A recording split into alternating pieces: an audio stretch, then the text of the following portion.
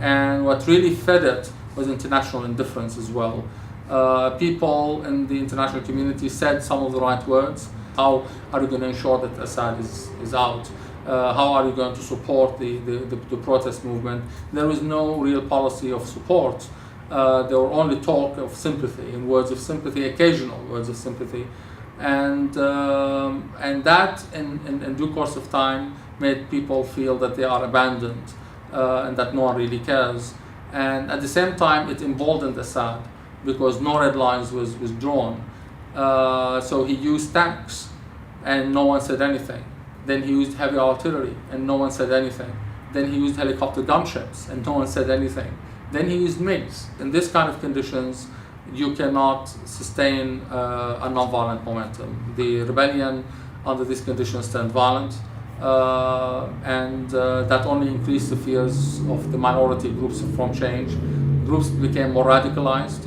The goodwill that people had in the beginning towards the United States and the West, because they hoped that they will come to their rescue and to their aid and to their succor, all of this goodwill evaporated. So this is the unfortunate aspect, because it started as a protest movement that wanted to open a new page with the rest of the world, and especially with openness to the West.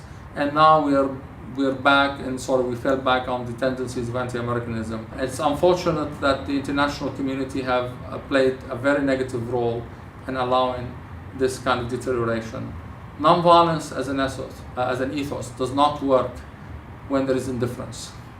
And it does not work when the other side succeed in demonizing you.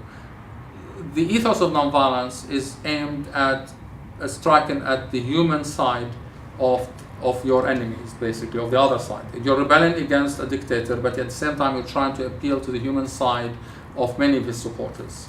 And at the same time you're trying to appeal to the human side of the observers, of those who are outside looking in and who have a stake in the matter, or simply out of sense of decency they will decide to back the nonviolent movement and try to put pressure on the dictator in order to help this movement achieve its goals.